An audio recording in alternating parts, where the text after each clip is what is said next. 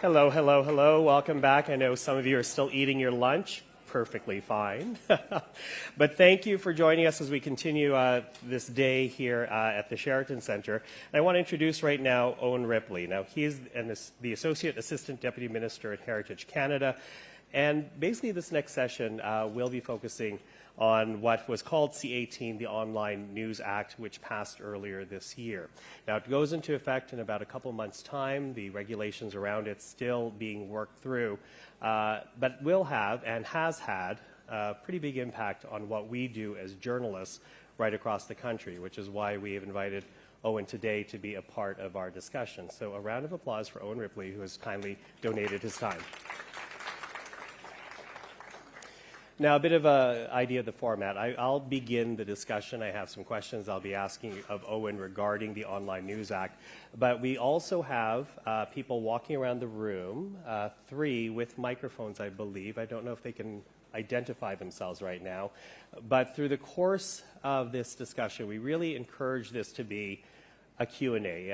Owen, right before he walked up here, was comparing it to a little bit like a parliamentary committee appearance. We're not that tough. We're nicer. Remains to be seen. Okay. But we do encourage this very much to be a question and answer period. So if you have questions about C-18, if you're looking for some clarity, if you're looking to just gain further understanding, please raise your hand. And one of the moderators who are on the floor, again, there will be 3 with a microphone, will be able to bring the microphone to you, and you can ask your question of Owen. So thank you again for being here. You're welcome. So let's just begin, I guess, more broadly, because there's been so much discussion about C-18 up until this point. Let's begin with almost a common understanding. What was the intent of the bill? Who was it actually meant to benefit when it was being put together? Yeah. It was meant to benefit news organizations and ultimately Canadians by providing access to a revenue stream so that those news organizations could continue to invest in having reporters and a journalism footprint in our communities. So that was the intent, and it comes out of a need because we were seeing a shift in terms of the revenue streams. Yeah, it comes out of a need of, and I'm not telling anything that no one in this room doesn't know. I mean, it comes out of a need of, we have seen tremendous disruption and change in the news sector over the last 10 to 20 years. I was looking at the stats in advance of today's discussion, and 10-year period, number of journalists falling from 35,000, almost half of that, just shy of half of that. Hundreds of closures. There have been also a couple of hundred new news outlets who's opened in that same period. But there's no doubt that the journalism footprint has shrunk tremendously, and for the government, that's a concern, right? Because at the end of the day, our democracy lies on folks like you and the folks in this room holding our institutions, holding our officials to account. And I think, increasingly we know that there are, there was times where you have provincial legislatures without kind of full-time coverage, let alone city halls and at the municipal level. Mm-hmm. So when you look at or consider the initial idea and the hope around this bill, now that it has received royal assent, not yet completely implemented, but now that it's received royal assent, what would you say about the Act as it exists right now? Do you think it's going to meet the original intent? That certainly remains the objective and the hope of the government, is that the regulatory process concludes in a way where you have Google who ultimately chooses to participate in the framework, as set out, and agrees to come to the bargaining table with news businesses and their collectives, and respects the spirit of the act and the legislation that was passed by Parliament. Well, let's build on that, because as we said, the Act received royal assent in June, so earlier this year. And once receiving royal assent, Meta, which we already were getting an idea of it, they made the decision by August to withdraw all news content from their platforms, Facebook included. As you say, Google is still in negotiation. They're still a part of this process as you try to finalize the regulations around this act. How would you describe those discussions right now? Are they positive? Because we're still only, not still, we're just 2 months away when we're supposed to be implementing the regulations. So I would characterize the discussion. So there's open channels with Google, and I would characterize them as constructive. For folks who've had an opportunity to, read their blog, read the media coverage around it, that they participated in the regulatory process and gave the government feedback on those regulations, and so we have a good idea of what their main concerns are, and the road ahead is analyzing their submission as well as the other submissions that we got, and assessing how the regulations need to be modified. Okay, I'm going to build a little bit on that, because among the concerns that we've heard from Google, they say that the law is based on a flawed premise, arguing that they are not profiting unfairly from the sharing of news. They say criteria for eligible businesses are too vague, that the exemption provisions are too vague, and that there should be a firm ceiling on what they have to pay out instead of a firm floor. When you hear those concerns from Google, do you think all of those might be addressed before December 19? I think the objective as we finalize the regulations is to, in good faith, look at where Google is coming from with some of those concerns, seek to respond to them, address them as best we can without undermining the core objective of the legislation as adopted by Parliament, which, as it exists, is to put in place a bargaining framework where the expectation is for these large dominant platforms that they engage in good faith negotiations with news businesses whose content is being made available on those platforms, and seek to sign agreements with them based on the way I characterize kind of the exemption criteria as set out in the Act is a public interest frame, right? And that's what we're seeking to do, is make sure that those agreements benefit a wide diversity of news outlets across the country, in the different language markets, at national, regional, local level, and in various communities. Mm-hmm. Let's step back a bit, because I think it's also worthwhile. You talk about not just dollar figures, but actions in kind. But really, it's also about encouraging platforms that get to the size of a Google to negotiate. It's not necessarily to move in right away, but you're encouraging negotiation. Is that fair to say? Yeah, the driver, and I think this is sometimes lost in the public debate around C18, but the main driver is a competition driver, right? And you and I were chatting earlier. The challenge is these big platforms basically have become a main gateway for us all to access all sorts of content, but also news and information content. And for your average news business now, whose business model may still rely heavily on the advertising market, for your average news business, they are both now reliant on these platforms to reach their audience. They're dependent on them from a distribution perspective. and at the same time, they are competing with those same platforms in the advertising market. And so the relationship between your news business and that platform isn't a fair one, because the news business is at a serious disadvantage, because the partner across the table is both their competitor in one respect, and their distributor in another respect, or at least part of the way that they distribute their content. Mm-hmm. Without a doubt, high stakes when it comes to the future of journalism, the future of different media organizations. But we mentioned the fact that Meta immediately withdrew news content from their sites, and there has been a practical impact on that, because as Meta was coming up, in particular Facebook was coming up, it became a place for many Canadians to discover the new media rather than the established media, new media companies that were able to draw eyeballs through that platform and therefore onto their product.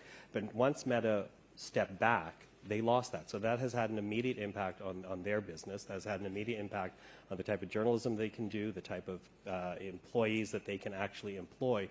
What are the discussions happening right now at the federal level and the Ottawa level about the impact if Google follows Meta's path? Yeah, so I would reiterate, the government remains hopeful that the conversations that we're having with Google as we work through their submission, that we are not in a position where Google chooses to remove news from its services. I don't believe that's something that Google wants to do. I don't believe that's something that the news businesses whose content can be found on Google wants to happen, and it's not something the government wants to happen. And so, when I look at that triangle, that all the vested interests, want to find a way forward, and that is, what we're focused on doing. And I would say, Google, made the bargaining framework work in Australia. I acknowledge there are differences between the Australian framework and the Canadian framework, no doubt, and that those are material differences, and that Google has issue with some of those differences. But I think the principle stands that they have made a bargaining framework work in another jurisdiction, and that's the hope here. Mm-hmm. The hope here, and I'm sorry, I'm going to circle back a little bit, because as we heard, one of the concerns is the dollar figure. Obviously, it's a private company. They want to turn a profit, and they're concerned about a floor being set, but not a ceiling being set. Is that a big part of the discussion right now? So the regulations as they stand, I use the word threshold intentionally, because depending on who you ask, it was either a ceiling or a floor. It was, from the government's perspective, it was a threshold. And it was a threshold because, the dollar figure, which is related to one of the criteria in the Act, which is actually about making a contribution to the sustainability of the news sector, is one of several criteria, right? And so the way that it was structured was to say, and as you likely know, we proposed a formula, but we believe for Google that formula would work out to be about $172 million. And I call it a threshold because, the minimum or maximum that you have to spend is 172 as long as you meet the other criteria in the Act, right? So I'm not disputing that there's work to do on a platform's part to make that work and make the puzzle come together, but diversity of agreements across the country, responding to those criteria in the Act, and the idea was, or an expectation that Google invest 172 million. I'm going to quickly pause, and I will remind people that this is open to your questions as well. If you have any questions about the Online News Act that you want to ask of Owen, by all means raise your hand and we'll get a microphone to you and you can be a part of the discussion. We have a question up here in the front.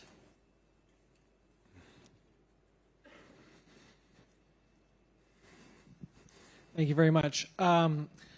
You were just asked a question a second ago about if there is a plan in place if Google does back out. I feel like I heard you say you're hopeful they won't, but do you actually have a plan, and what is that plan? Yeah, and right now the plan is the Online News Act is a piece of legislation that was passed by Parliament, and I think in a democracy, Parliament has spoken, and they have made it clear that the expectation in Canada is that these platforms contribute in an important way. And my job these days is not to second guess what Parliament has passed. My job these days is working within that framework and working with Google to find a way forward with them that works for them and that respects the spirit of the legislation that was passed by Parliament. Sorry, can we get the microphone back here, please?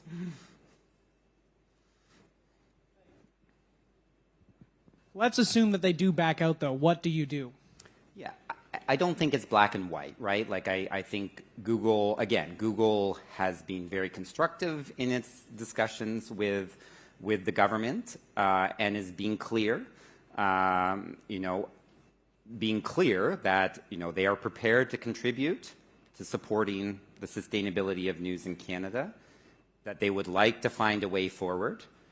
They have given us constructive feedback on the regulations that they exist, but they've also been clear, like I'm not hiding anything, they've also being clear that they're not sure that all their concerns can be addressed within regulations, right? Right now, from the government perspective, we're focusing on doing our best to address their concerns through regulations, right? And at the end of the day, we will see how that process ends. And Google has been clear that what they believe may be some of the issues that can't be addressed, but we're not at a point yet where I'm prepared to say to you that all their concerns can't be addressed through the regulatory process. Oh, another question? Yes. Hello. Speaking to a room of journalists, what is your message to a number of people here who have had colleagues laid off in the last few months solely based on the fact that Meta has pulled out of the news landscape, and knowing that if Google pulls out, that situation is going to go from bad to worse? Yeah. Look, I know, and that what's transpiring right now in Canada is having real impacts on the ground. Like there is no denying that. Again, we're in a period where we're working through the implementation of this legislation, and my hope is that ends with Google participating and investing those, the amount of money that we've discussed, and that will flow through to news organizations on the ground. Meta has been clear that they are ending news availability in Canada while this legislation is in place. I think sometimes when it comes to Meta, what we don't talk about as much is that my read is Meta's making a more global policy decision on this issue. So internationally, you have seen them end their programs to support news in the United States. They've announced their end in France, in Germany. You are seeing them reduce the availability of news in other jurisdictions. There's been reporting on that in the United States. And so what is happening vis-a-vis Meta is not unique to Canada.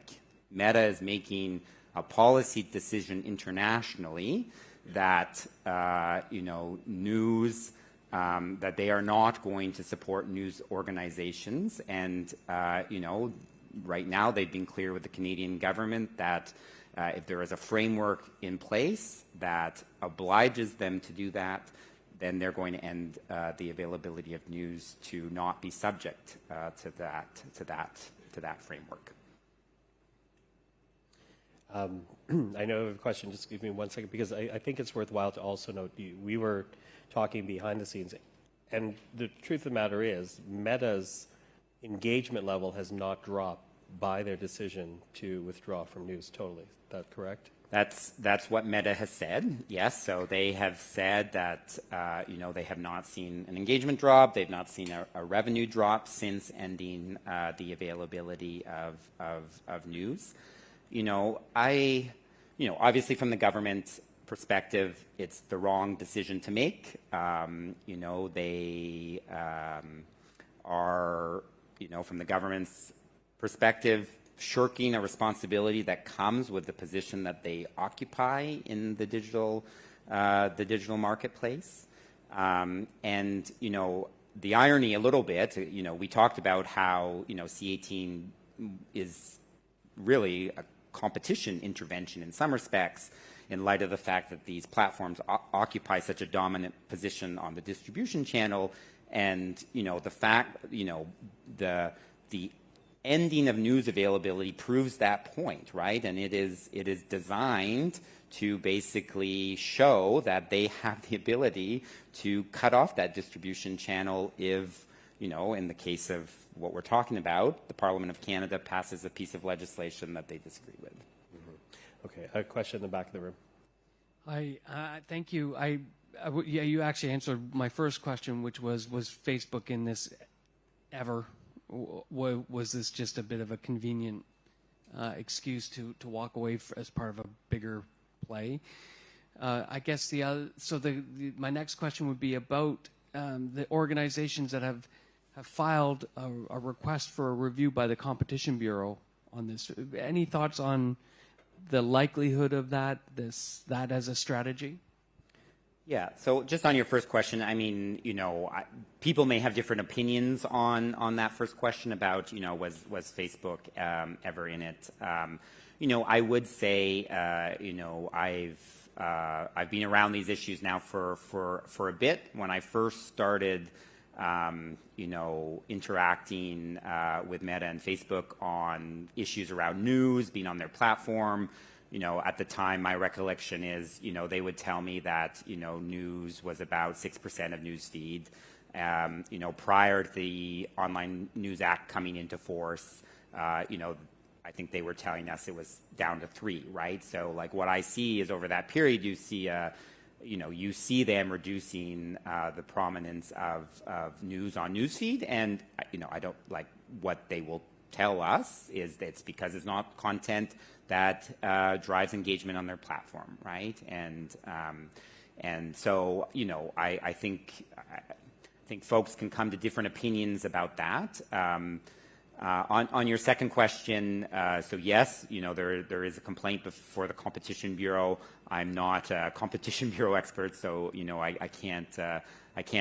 won't weigh in on kind of the success or not of those arguments that have been put forward. But I would reiterate, I mean, C18 is intended to be a competition intervention, right? I think obviously there's a bigger conversation taking place globally right now about these platforms and competition policy more broadly than just specifically related to news. Mm-hmm. Yes, another question. I'm just wondering what your response is to the fact government policy here created a level playing field that never existed in reality in the first place. Not everyone is the size of Global or CTV or CBC, nor has the revenue. The smaller players across the country may have had real benefit from Facebook taking their news for free and had no problem with it. Maybe it drove revenue to their websites by the clicks, whatever it was. You've created a level playing field that doesn't exist in the first place. So look, I want to acknowledge there are going to be different opinions on whether C18 is a good or bad policy decision.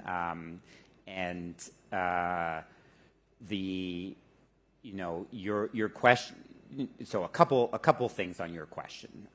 One is, and again, you may disagree with what I'm about to say, in light of how this has played out. But The government was very mindful that it wanted to create a framework that would flow benefits to smaller news organizations. And that was one of the changes we made based on the Australian model. We didn't want a model that was exclusively to the benefit of kind of the big national chains. And I come back to kind of my public interest frame on kind of what you have to do to get an exemption. And when you look at those, like it's about both the big and the small.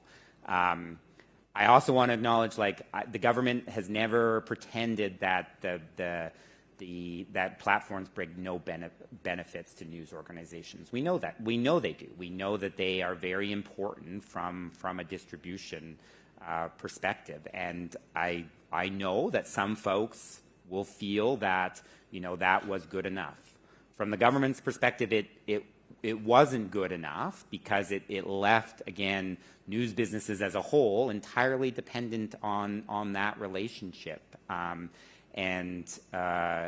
come back to kind of the main driver for government getting involved on this file, and it's because when we look at when we look at the trends, when we look at the stats, it is really worrisome, and the decline in journalists is concerning. And so my hope has always been we get to a time where things stabilize. There's the emergence of more successful business models, we do have that greater stability in the sector. C18 was and is intended, though, to say to platforms it's more than just distribution. In light of that position of dominance that you have, you have to come and be prepared to bargain. Okay. Can you maybe build upon that? You talked about the exemptions that are meant to help smaller news organizations. What exactly? So if you look at sorry, I have an ice cube. If you look at the list of exemption criteria, you will see that you have to sign agreements with independent local news organizations. You have to sign agreements with news organizations in Indigenous communities. You have to sign agreements with news organizations in official language minority communities. And you have to sign agreements with a diversity of news organizations, again, kind of across the country in the various markets. That was a frame that was completely lacking from the Australian model, right? There were no guideposts in Australia. It was kind of just go out, make some agreements, and the government of Australia was the first. Australia was the first with this model, and the government of Australia kind of did a yay or nay, right? The platforms liked that model, but I think what we were concerned about with that model is it left an incredible amount of discretion to one government minister, and here in Canada we wanted to be transparent about how the benefits should flow in the news sector to ensure that they were benefiting a wide variety of folks. Mm-hmm. As we talk about Meta, do you see, and I understand what you're saying about where you believe Meta's global positioning is, but does that then lead you to conclude that Meta is no longer a player ever, or are there talks with them right now? We have open communications channels with Meta. They have been transparent with us about once the act got royal assent, they were transparent with us. About the position they were likely to take with that, and they were transparent about kind of the timelines on which they would do. Meta has continued to say that basically while the act is in force, they will end the news availability of news in Canada. Whether they will ever change their position on that is a question for them. On that point, again, sometimes we think this is just a Canada problem. I think we're at a really critical moment globally right now because, you've had Australia that moved, you've had France and Germany that have moved, you know, you've had Canada that moved, you have efforts underway in New Zealand, South Africa, Brazil, you know, United States at the national level, California. And so, you know, the platforms are being confronted with kind of a global policy issue about what do we do, right? But I come back to, you know, again, from the government of Canada's perspective, the right thing to do when democracies are asking you to accept a certain degree of responsibility in light of your position in the marketplace is to step up. But I think there's a much, you know, these companies are global, and there's something much bigger than just Canada at play right now.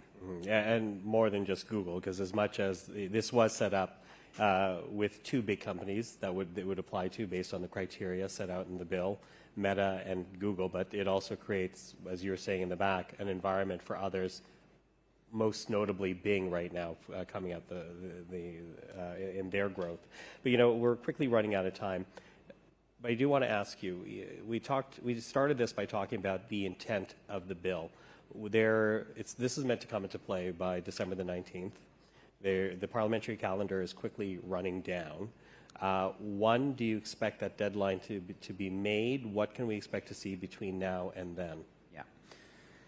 Yeah, so December 19th is the date because the Senate introduced an amendment that was ultimately adopted that basically the entire, so we brought certain provisions of the Act into force right away, including kind of some exemptions from the Competition Act that allow news businesses to collectively organize so that they could bargain and collect as with platforms. But the vast majority of the Act still isn't in force, you know, the Senate thought it important that there be a time limit on when the Act could come into force, and they said 180 days. So the December 19th is because when the Act got royal assent, a 6-month clock started, and it's up on December 19th. We are doing everything possible on the department side, you know, to complete the regulatory process in that time frame. You know, we were very, I mean, I know, you know, folks don't feel government moves very fast, but like we were quick out of the gate with the proposed, you know, regulations in a context where there was a cabinet shuffle and everything. And that shows the government's really serious about, you know, trying to work through these issues in the time that's been given to us.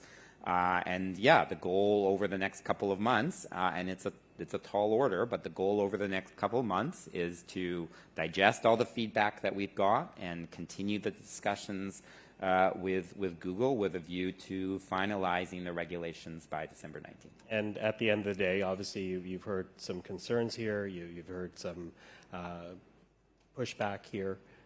What do you hope the legacy of this law will be? Yeah. You know, I think if at the end of the day, Google chooses to participate, we will have established a model that, again, is, you know, the things that I think really stand to Canada's credit in this regard is that, you know, parliamentarians were very intentional about putting a public interest frame around this legislation, which wasn't there in Australia. They were also very intentional about making sure there's a degree of transparency and safeguards in terms of how the money flow. That wasn't there in Australia. And so, you know, I do think those things are good.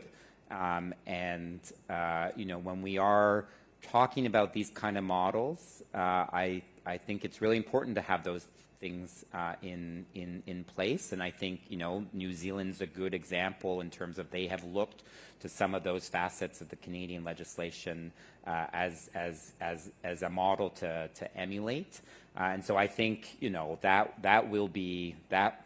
I think those things will continue to grow and evolve as you see these kind of frameworks work out internationally. You know, there's a big test coming up for Australia. So Australia was the first mover. You know, one of the key differences between Canada and Australia, so Australia's, you know, and this is the part of Australia that the platforms like, right? In Australia, you have the legislation, but the platforms aren't currently subject to the legislation, because the way it worked in Australia was do enough deals and we won't subject you to the legislation. Those deals are coming up, by all accounts, what we hear, starting next year, and the question will be, how will the platforms respond in Australia? How will the Australian government, which is not, been developments in Australia since then, how are they going to respond to that situation? What we're attempting to do in Canada is establish a framework that, subjects the platforms to the law at all times. And again, that's, I think, part of what's at issue in Canada is they don't want to be subject to that framework on an ongoing basis and have the oversight on an ongoing basis.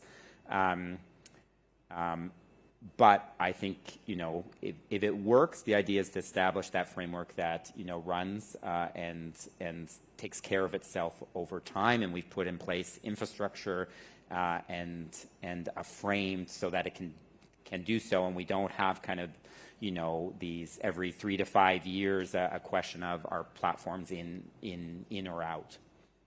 Okay. Owen Ripley, thank you for the time today. Thanks, Michael. And thank you.